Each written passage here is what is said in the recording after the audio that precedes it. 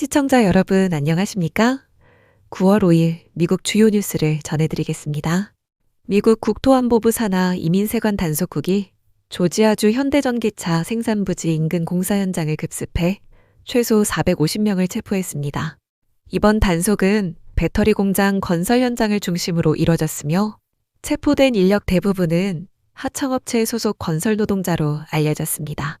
미 국토안보부는 이번 작전이 불법 고용과 기타 중대한 연방 범죄 혐의에 대한 수사의 일환이라고 밝혔지만 기타 범죄의 구체적인 내용은 공개하지 않았습니다. 현장에는 미 연방수사국과 주류담배 화기폭발물 단속국, 마약 단속국, 조지아주 공공안전국 소속 경찰 등이 투입됐으며 공사는 즉시 중단됐습니다. 이 가운데 노란 조끼를 입은 건설 인력들이 수사관 지시에 따라 줄지어 서 있는 모습이 영상으로 포착됐습니다. 현대차 측은 노동 및 이민 관련 법규를 철저히 준수하고 있으며 수사에 전면 협조 중이라고 밝혔습니다. 또한 공사 파트너사인 LG에너지솔루션의 합작법인도 수사를 지원하기 위해 현장 작업을 중단했다고 전했습니다. 한국 외교부는 일부 한국인이 포함된 사실을 확인하고 미국 당국의 정당한 권익 침해가 없도록 강력히 요청했습니다. 애틀랜타 총영사관과 주미 대사관은 현장 대응팀을 구성해 직접 대응에 나섰습니다. 한편 미국 내 고용법상 현대차는 하청업체 직원의 체류 자격을 직접 확인할 의무는 없지만 불법 고용 사실을 인지했거나 묵인한 경우 법적 책임을 질 수 있습니다. 이 부지는 조지아주 최대 경제개발 프로젝트로 꼽히며 현대차의 전기차 생산시설 자체는 이번 단속과 무관하게 정상 가동 중입니다. 다음 뉴스입니다. 트럼프 대통령이 미국 국방부 명칭을 과거의 전쟁부로 되돌리는 행정명령에 서명할 예정입니다. 이는 제2차 세계대전 이전까지 사용되던 명칭으로 미국은 1949년 국방개혁을 통해 현재의 국방부로 이름을 바꿨습니다. 트럼프 대통령은 최근 전쟁부 시절 우리는 믿을 수 없는 승리를 거뒀다고 밝히며 이번 변경이 역사적 정체성을 되찾는 조치라고 주장했습니다. 이번 명칭 복원은 전사정신 회복을 내건 트럼프 행정부의 국방정책 기조와도 맞닿아 있습니다. 피트 엑세스 국방장관 역시 우리는 단순한 방어가 아닌 명확한 공격 능력을 갖춘 군을 원한다고 강조했습니다. 행정명령에는 국방부 대변인실 명칭을 펜타곤 전쟁별관으로 바꾸는 등의 후속 조치도 포함됐습니다. 한편 이 명칭 변경이 완전히 제도화되기 위해서는 의회의 입법 절차가 필요할 가능성도 있습니다. 그러나 트럼프 대통령은 우리는 그냥 할 것이고 의회도 결국 동의하게 될 것이라고 말했습니다. 이번 명령은 트럼프 대통령의 두 번째 임기 중 200번째 행정명령이 될 예정입니다. 국방부 명칭 복원은 상징적 조치인 동시에 미국 군사정책의 방향성에 변화를 예고하는 신호로 해석되고 있습니다. 다음 뉴스입니다. 트럼프 대통령이 일본과의 새로운 무역협정을 이행하기 위한 행정명령에 서명했습니다. 이번 조치는 지난 7월 발표된 미일 간 프레임워크 협정을 바탕으로 미국의 무역 적자와 국가안보 위협에 대응하기 위한 조치입니다. 행정명령에 따라 미국은 일본산 수입품 대부분에 대해 최소 15%의 관세를 부과하고 자동차, 항공기, 의약품 등 일부 품목은 별도 기준을 적용합니다. 반면 일본은 미국산 농산물과 항공기, 방산장비 등을 대규모로 구매하고 미국산 자동차의 일본 내 판매 절차도 간소화하기로 했습니다. 특히 일본 정부는 미국 내 제조업과 기반 산업에 총 5,500억 달러를 투자하기로 약속했으며 이는 미국 역사상 최대 규모의 외국인 직접 투자입니다. 행정명령은 기존의 철강, 알루미늄, 자동차, 구리 수입 규제와 연계되어 미국 제조업과 안보산업 기반 강화에 초점을 맞추고 있습니다. 또한 미국 상무부 장관은 향후 일본의 약속 이행 여부를 지속적으로 점검하며 필요시 관세 체계를 다시 조정할 수 있도록 권한을 위임받았습니다.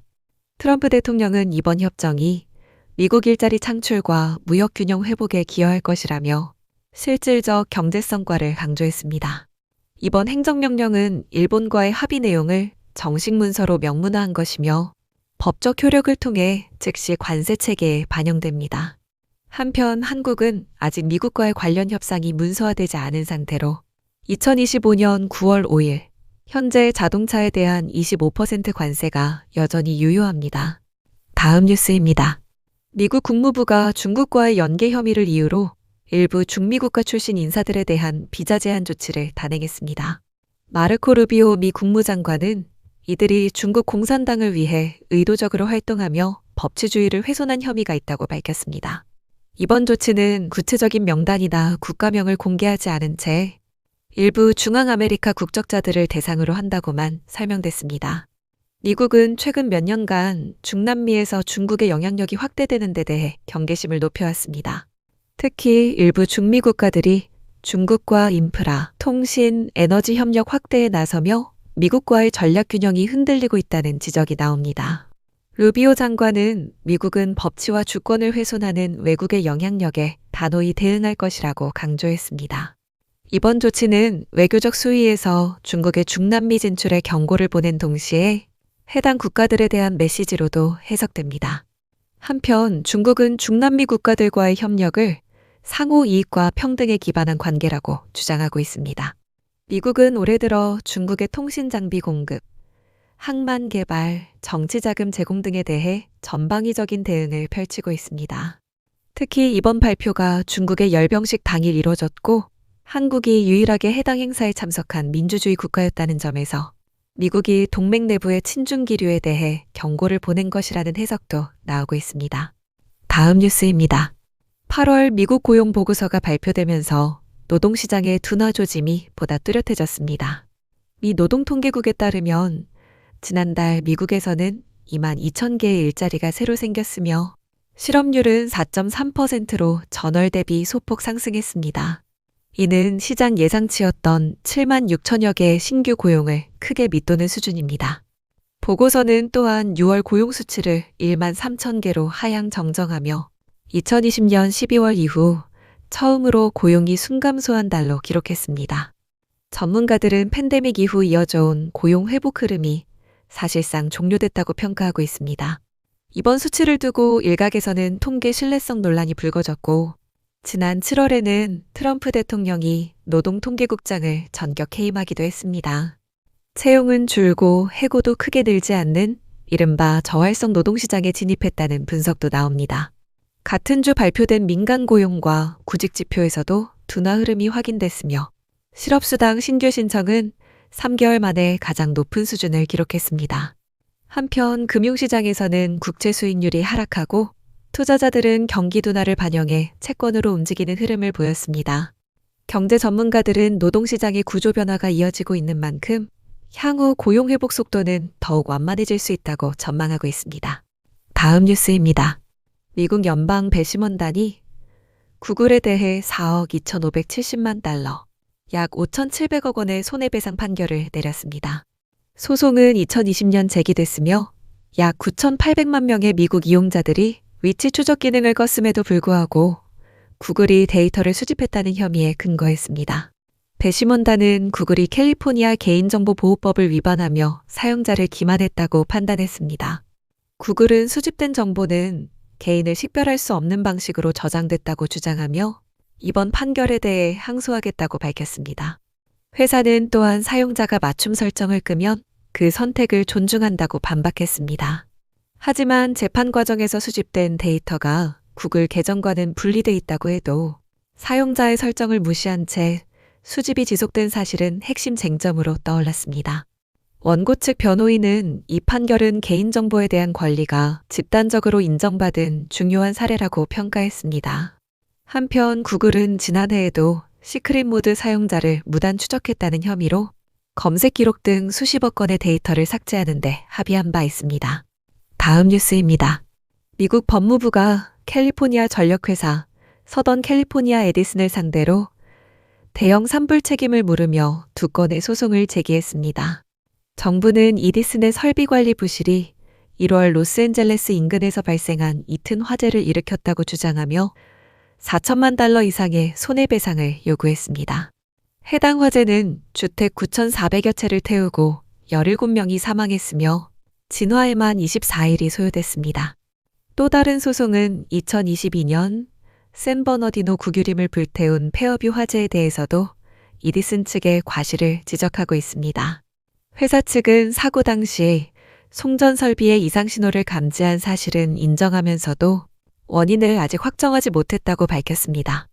그러나 연방검찰은 회사가 자체 보고서에서도 다른 발화 원인을 제시하지 못했다며 소송 진행의 정당성을 강조했습니다. 이디스는 소송을 검토 중이라고 밝혔으며 향후 전기요금 인상으로 손해를 보전하지 못하도록 막겠다는 정부 방침도 함께 나왔습니다. 한편 피해 주민들과 로스앤젤레스 카운티 역시 별도로 회사를 상대로 거액의 손해배상 소송을 제기한 상태입니다. 마지막 뉴스입니다. 파워볼 복권 1등 당첨금이 17억 달러, 우리 돈 약 2조 3천억 원으로 치솟았습니다. 수요일 추첨에서 6개 번호를 모두 맞춘 당첨자가 나오지 않으면서 이번 상금은 미국 복권 역사상 세 번째로 큰 규모가 됐습니다. 추첨 번호는 36, 29, 61, 69, 그리고 파워볼 숫자 20이었으며 파워플레이 배수는 2였습니다.